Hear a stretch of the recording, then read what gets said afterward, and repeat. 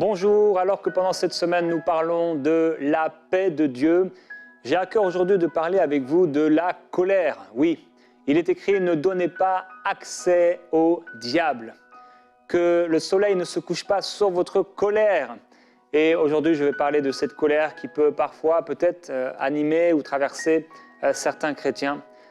Il est écrit « Si vous vous mettez en colère, ne péchez pas », que le soleil ne se couche pas sur votre irritation, ne donnez pas accès au diable.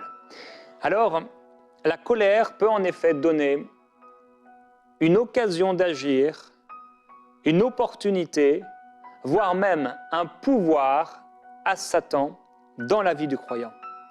Et dans ce passage, le premier mot qui a été traduit par colère en français n'est pas exactement le même mot qui a été traduit la seconde fois dans la même phrase par colère. Dans le premier cas, donc si vous mettez en colère, que le soleil ne se couche pas sur votre colère, dans le premier cas, on peut ressentir de la colère, ça nous est tous arrivé, mais on doit refuser de s'endormir sur cette colère. Ressentir de la colère, c'est une chose, mais par contre, faire le choix, direct ou indirect, de ne pas relâcher cette colère et de s'endormir sur cette colère est une autre chose. On peut donc ressentir de la colère, mais ne pas vouloir relâcher cette colère, c'est autre chose. Et il y a une grande différence entre se mettre en colère et s'endormir sur la colère. Dans le premier cas, quand on est en colère, notre âme peut être envahie par la colère, donc nos pensées, on peut être envahi de colère, mais dans le deuxième cas, c'est notre cœur qui en est rempli. Et c'est d'ailleurs la différence entre un loup et un rebelle. Le rebelle, dans une église par exemple, il peut ressentir de la colère contre un individu, peut-être contre son pasteur, mais le loup, lui, son cœur est rempli de haine contre cette même personne. J'ai beaucoup parlé de ces choses dans mes livres Walk in Love, et je vais en partager plusieurs de ces choses que j'ai partagées dans Walk in Love 1, particulièrement avec vous aujourd'hui. Jésus dit dans l'évangile de Matthieu, et au chapitre 5, il dit « Mais moi je vous dis que quiconque se met en colère », le même terme qui est utilisé, contre son frère mérite d'être puni par les juges. Que celui qui dira à son frère « raka », une insulte, mérite d'être puni par le Sanhédrin. Et que celui qui lui dira « insensé » mérite d'être puni par le feu de la géhenne. Alors quand on lit de telles déclarations de la part du Seigneur et qu'on est peut-être une personne colérique ou qu'on a une tendance à maudire les gens ou à dire du mal des personnes, donc de les médire à leur sujet, on peut en effet avoir peur. Et cette peur, ou plutôt cette crainte de Dieu, devrait nous pousser à la repentance. Ça veut dire changer d'état d'esprit et faire attention à ce qui sort de nos bouches.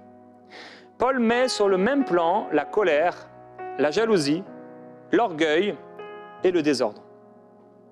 Et dans la préface de mes 3 livres sur Walk in Love, j'ai inscrit des paroles de Paul, j'ai même appelé ça préface de l'apôtre Paul, en reprenant simplement textuellement plusieurs des passages où il parle de l'amour et au contraire de la colère et de la haine. Et ces passages ne peuvent pas nous laisser indifférents, ça fait réfléchir. Il dit par exemple, si cela est possible, dans la mesure où cela dépend de vous, soyez en paix avec tous les hommes. Ne vous vengez pas, bien-aimés, mais laissez agir la colère de Dieu, parce qu'il est écrit, c'est à moi qu'appartient la vengeance, c'est moi qui donnerai à chacun ce qu'il mérite, dit le Seigneur. Mais si ton ennemi a faim, donne-lui à manger. Et s'il a soif, donne-lui à boire. Car en agissant ainsi, tu amasseras des charbons ardents sur sa tête. Et ce ne sont pas des charbons qui sont là pour le pulvériser ou le condamner. Ne te laisse pas vaincre par le mal, mais sois vainqueur du mal par le bien. N'attristez pas le Saint-Esprit de Dieu. Amertume, irritation, colère, éclat de voix, insultes, faites disparaître tout cela du milieu de vous, ainsi que toute forme de méchanceté. Soyez bons et compréhensifs. Supportez-vous les uns les autres, et si l'un de vous Si ça arrivait, bien sûr ça arrive, a une raison de se plaindre d'un autre, pardonnez-vous réciproquement comme Dieu vous a pardonné en Christ. Frères et sœurs, ne soyons pas plus durs envers les autres qu'envers nous-mêmes, et ne soyons pas durs envers les autres en sachant en même temps que Christ a été plein de miséricorde et de compassion envers nous, en nous pardonnant de tout péché et en nous faisant miséricorde. Caïn, vous en avez entendu parler dans le livre de la Genèse, Caïn est jaloux et en colère contre son frère Abel, parce que l'offrande d'Abel a été approuvée et la sienne non. Caïn est jaloux, il est très fâché et Dieu vient lui parler et lui apporter la solution pour faire face à ses sentiments intérieurs. Et qu'est-ce qu'il lui dit? Pourquoi es-tu irrité? Et pourquoi ton visage est-il abattu? Certainement, si tu agis bien, tu relèveras la tête. Mais si tu agis mal, le péché est là, il se couche à la porte et ses désirs se portent vers toi. Mais toi, domine sur lui. Il y a des situations où la colère voudrait se manifester et le péché est là devant notre porte et on a le choix, en fait, la décision de choisir le péché ou de choisir l'obéissance, de choisir la colère et la haine ou de choisir la miséricorde et l'amour. Il lui dit, pourquoi es-tu irrité et ton visage est-il abattu? Si tu agis bien, tu relèveras la tête. Dieu nous propose de dominer sur nos sentiments négatifs. Mais le diable nous suggère de dominer sur nos frères. Que choisirons-nous? La solution de Dieu est que nous puissions maîtriser notre colère afin de ne pas réagir en faisant le mal. Et après avoir péché et tué son frère, Caïn a l'audace de dire à Dieu, « Est-ce que je suis le gardien de mon frère ?» Et Dieu dit, « Mais qu'as-tu fait? La voix du sang de ton frère crie de la terre jusqu'à moi, et maintenant tu seras maudit de la terre qui a ouvert sa bouche pour recevoir de ta main le sang de ton frère. » Premier frère sur la terre, première jalousie. Première jalousie, premier meurtre. Premier meurtre, première malédiction prononcée par Dieu à l'égard de l'être humain, puisque dans le jardin d'Éden, seul le serpent et le sol avaient été maudits par Dieu. Alors si la relation des premiers frères qui ont existé sur la terre s'est mal terminée, il n'est pas surprenant que les relations actuelles subissent parfois le même sort. Maintenant, frères et sœurs, par rapport aux gens qui peuvent nous fâcher, les situations qui peuvent, et souvent on se fâche contre les autres parce qu'en réalité on n'est pas bien nous-mêmes et en nous-mêmes et de nous-mêmes, et des situations qu'on traverse et on trouve des personnes qui vont être ces personnes sur lesquelles on va se défouler, alors qu'en réalité le problème est ailleurs et parfois on fait du mal et on sait aux personnes qui sont les plus proches de nous. L'apôtre Paul, il dit, mais parce qu'il y a de la jalousie parmi vous, parce qu'il y a des disputes, parce qu'il y a des divisions, n'êtes-vous pas dirigés par votre nature propre et ne vous conduisez-vous pas d'une manière toute humaine? Alors quand on réagit dans la colère et dans la haine, on réagit de façon humaine et charnelle. Et on ouvre un accès à Satan, surtout bien sûr lorsque on va demeurer dans cette colère, et l'image de se coucher avec la colère, c'est plus qu'une image, bien sûr, c'est le fait de se coucher avec la colère, mais c'est aussi le fait de demeurer dans la colère qui va ouvrir une porte à Satan dans la vie du croyant. On peut avoir l'impression parfois que notre jugement et notre attitude de colère sont spirituels, alors qu'en fait, ils sont complètement charnels. C'est ce que dit Paul. Vous réagissez d'une manière complètement humaine. Et puisque la réaction est complètement humaine, Satan a le pouvoir sur ce qui est humain et charnel. Et lorsqu'on réagit de manière divine, Satan n'a pas de pouvoir sur ce qui est divin. Et l'Église est le lieu de tous les combats, frères contre frères, sœurs contre sœurs.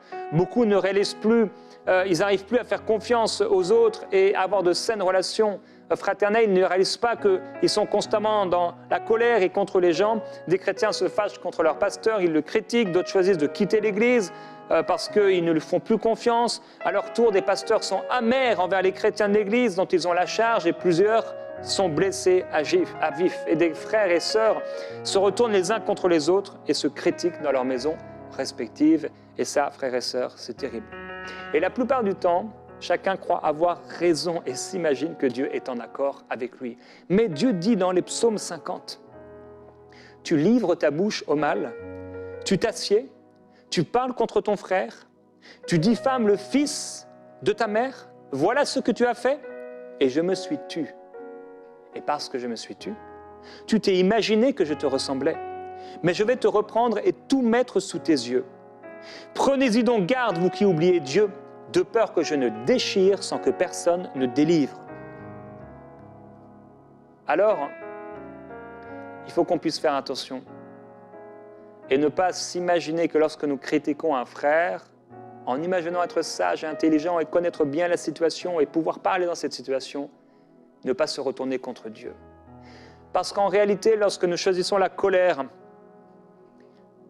et que nous demeurons dans cette colère, alors que Christ nous a montré un exemple clair et parfait, celui de la miséricorde et de l'amour, nous ne sommes pas peut-être parfaits dans notre amour, mais nous pouvons quelque part parfaitement faire miséricorde. C'est-à-dire qu'à chaque fois qu'on nous blesse, on fait miséricorde. À chaque fois qu'on nous fait mal, on devrait pardonner aux personnes qui nous font du mal. Et se rappeler que Dieu est amour.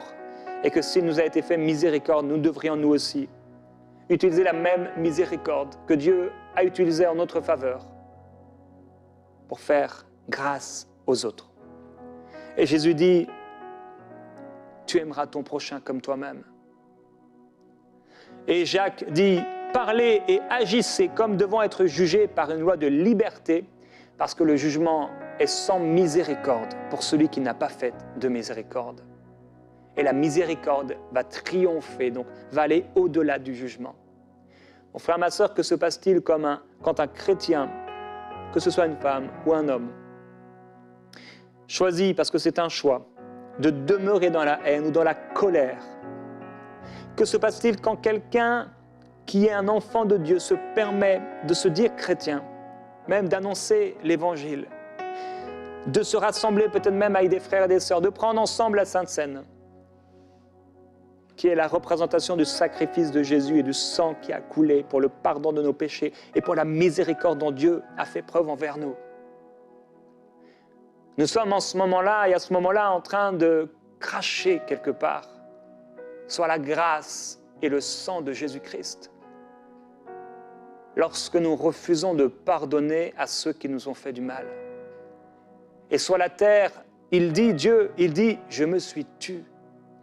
Dieu peut se taire dans notre situation et il peut se taire devant un chrétien qui constamment dit du mal des autres. Dieu peut se taire, mais il dira dans l'Ancien Testament, j'ai entendu ce que Aaron et Myriam ont dit contre Moïse, par exemple. J'ai entendu. Dieu peut se taire et on peut avoir l'impression que parce que Dieu se tait, et parce que finalement, c'est facile, on critique et voilà, et tout va bien pour nous. On a l'impression que Dieu est avec nous, alors que Dieu est contre nous. Parce que Jésus-Christ n'est pas venu pour condamner le pécheur, ou même pour condamner ses enfants encore moins, mais pour que le pécheur soit sauvé par lui. Et il est venu pour faire grâce à ses enfants. Pour qui se prend-on pour se prendre à la place de Dieu et condamner quelqu'un? Laissons le jugement à Dieu. Et certains disent, ah oui, moi, voilà, que des charbons ardents viennent sur sa tête. Dieu le jugera. Et ce n'est pas du tout les motivations qui devraient nous animer.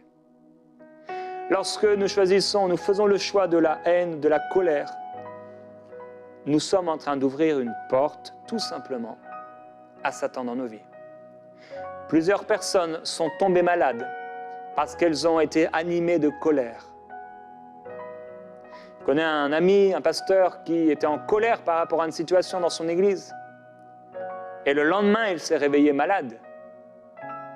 Il y a des personnes qui ont des accidents parce qu'ils ont ouvert une porte à Satan. Quand ressentir de la colère, c'est une chose. On aurait pu poser la question, est-il vrai qu'un chrétien ne peut jamais se mettre en colère? Et j'aurais répondu, non. Jésus s'est mis en colère, mais lui, il n'a pas péché. Et si Jésus s'est mis en colère contre les pharisiens, il était prêt aussi, pour ces mêmes pharisiens, à donner sa vie.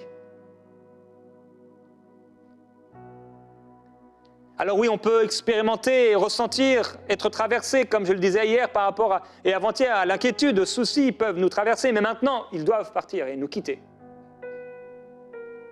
Ce n'est pas parce qu'il y a un sentiment négatif qui vient qu'on doit l'accepter. Mais on doit s'y opposer.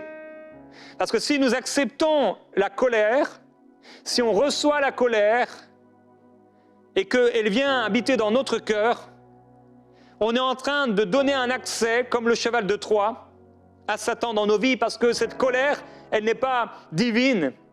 On pense parfois qu'elle est divine, mais Jacques dira qu'elle est humaine, elle est même charnelle, elle est même satanique. Alors, c'est comme un cheval de Troie, ça entre et c'est une porte qui est ouverte.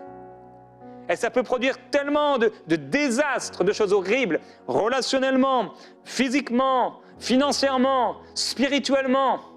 Combien de chrétiens j'ai pu voir et entendre des histoires de chrétiens qui se sont ligués contre d'autres et comme Caïn, ils ont choisi la haine et la colère et ils pensaient, ils s'imaginaient que Dieu était avec eux et ils ont ouvert une porte à Satan dans leur vie. Et parfois, ceux qu'ils voulaient protéger se sont même retournés contre eux. Frères et sœurs, on doit marcher dans l'amour.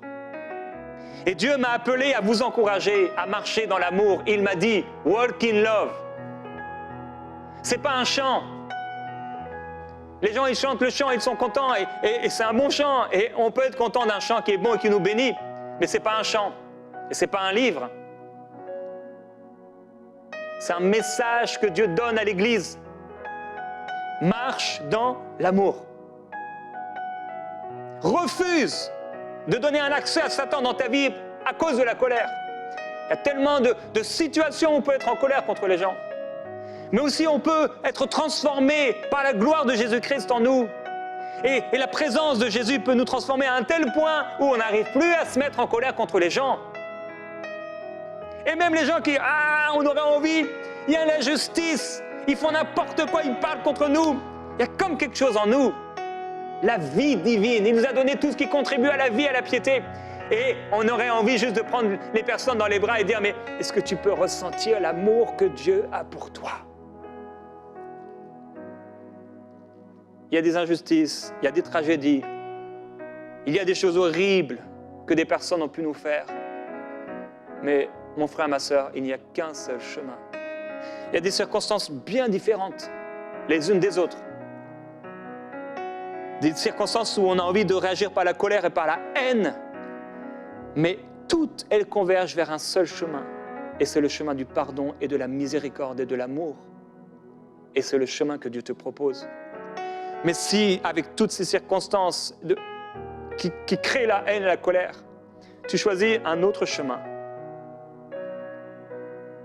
non seulement tu ouvres une porte à Satan, le cheval de Troie, tu acceptes quelque chose qui vient de son royaume, et ça devient un pilier, une fondation.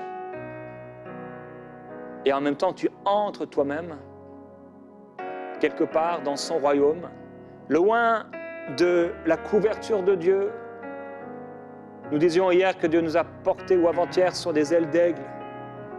Il nous a portés. Et dans sa main de protection, sur ses ailes de protection. Et quand on choisit la colère et la haine, comme Caïn qui a été maudit et qui a dû aller loin de Dieu, on s'en va loin de Dieu et on fait le choix d'aller loin de lui. Et là, Satan a une opportunité. Et comme je le disais parfois, un pouvoir dans nos vies. Alors, que dit Jacques? Il dit, humiliez-vous devant le Seigneur et il vous élèvera. Ne dites pas du mal les uns contre les autres, frères et sœurs. Parce que celui qui parle contre un frère ou qui juge un frère parle contre la loi et juge la loi. Et quand tu utilises la loi qui est dure et rigide contre un frère, cette même loi sera utilisée contre toi. Il est écrit que l'Éternel rétablit la situation de Job quand il a prié pour ses amis, et Dieu lui a accordé le double de tout ce qu'il avait possédé. Job aurait eu toutes les raisons pour être en colère contre ses frères et sœurs. Et qu'est-ce qu'il a fait? Il a été prié pour ses amis. Il a déclaré la bénédiction de Dieu pour ceux qui l'avaient accusé, pour ceux qui avaient dit en gros, bien, la situation que tu traverses, tu l'as méritée. C'est parce que tu as fait le mal. Et au contraire, il a choisi l'humilité.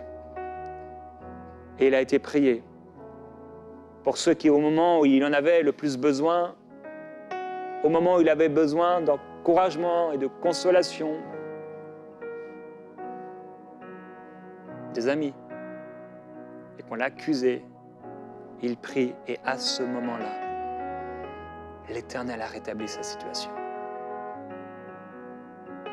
Et de ce temps de prière, mon frère, ma sœur, je veux te dire une chose. Si tu as de la haine ou de la colère, un ressentiment même contre quelqu'un, dans ce temps de prière, demande pardon au Seigneur d'avoir gardé ça dans ton cœur et pardonne maintenant. Et tu peux le déclarer. Seigneur, je te demande pardon. Je pardonne telle personne. Dis-le avec tes mots. Dis ce qu'elle t'a fait même devant le Seigneur. Reconnais-le dans cette situation. Et dis-lui, Seigneur, je pardonne. Mentionne cette personne. Je vais vous laisser un moment devant le Seigneur.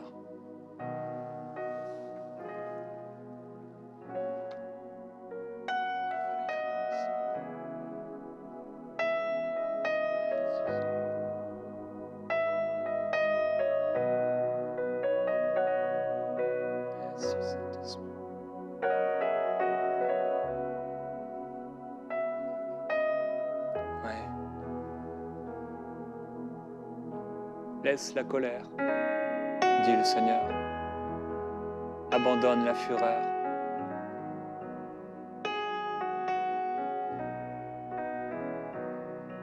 Peut-être tu m'écoutes aujourd'hui et tu es très sensible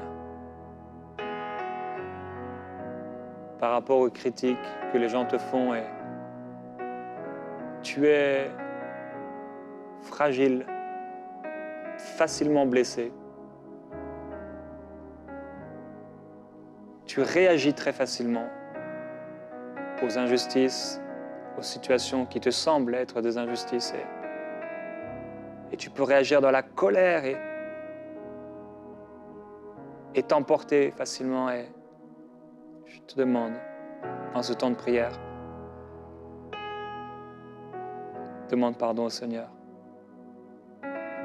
Dis-lui, transforme-moi, Seigneur. Transforme-moi. Change-moi, Seigneur, je t'en prie. Je ne veux plus être comme ça. Dis-lui, je ne veux plus être comme ça, Seigneur. Je ne veux plus être cette personne emportée, colérique. Je renonce à la colère. Je renonce à être charnel, à réagir de façon humaine, charnelle, satanique. Je choisis l'amour, la miséricorde, le pardon, la grâce de Dieu. Et comme il m'a été fait grâce, je fais grâce. Je veux prier pour vous au nom puissant de Jésus-Christ, le Fils du Dieu vivant, qui par sa mort, son ensevelissement et sa résurrection a détruit celui qui avait le pouvoir de la mort. Qu'aujourd'hui vous puissiez être libérés par sa puissance de cet esprit colérique, de haine. Je prie, Père Céleste, pour les personnes qui ont été abusées sexuellement, physiquement, pour les personnes qu'on a violentées par des paroles, qu'on a insultées, et qui vivent avec une haine au fond d'eux, qui les fait réagir dans des situations anodines. Ô Esprit de Jésus-Christ, libère-les, Viens guérir leur cœur, je t'en prie, qui souffrent. Ils répondent par de la haine, par de la colère, parce qu'en fait, ils souffrent à l'intérieur. Ils se mettent une carapace pour ne pas montrer leur faiblesse. Je t'en prie, Jésus-Christ, toi qui es mort pour eux, viens les libérer. Que leur cœur qui s'est endurci devienne tendre et tellement doux. Toi qui as dit que votre douceur soit connue de tous.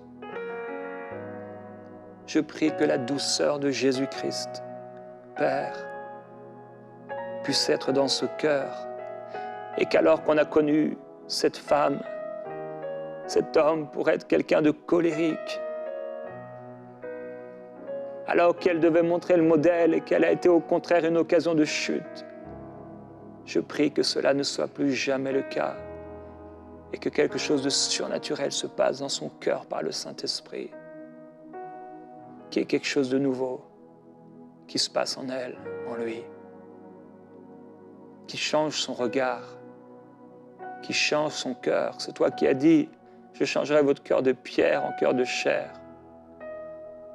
Glorieux Jésus-Christ. Certains ont choisi ça pour se protéger en pensant qu'ils seraient plus forts, en gardant la colère et la haine. Père, je prie qu'ils puissent abandonner la colère, renoncer à la haine, à la fureur, afin de vivre dans ta paix, de demeurer dans ta paix. Et je prie, Père, qu'alors que plusieurs aujourd'hui se sont repentis ou se repentent en ce moment, viens guérir leur maladie. Viens les libérer de ces maladies, viens les libérer de ces angoisses, viens les libérer de ces cauchemars, viens les libérer, glorieux Jésus-Christ, de tout ce que Satan a introduit dans leur vie, dans leur cœur, dans leur âme, dans leur corps, dans leurs pensées, dans leur maison, chez leurs enfants, dans leur vie de l'esprit. Jésus, libère-les. Viens, Seigneur.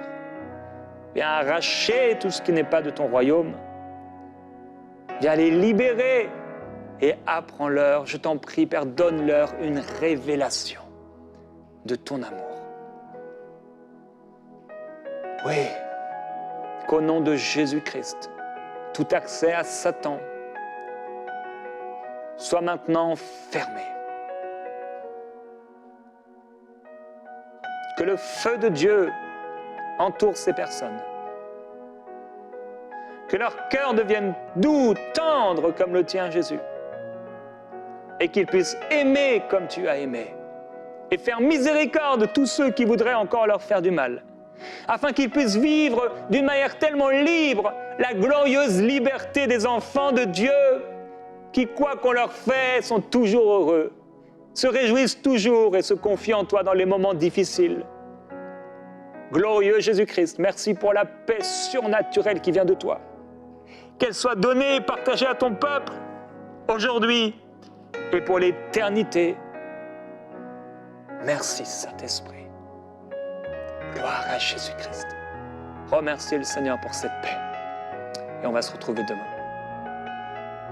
Merci Seigneur.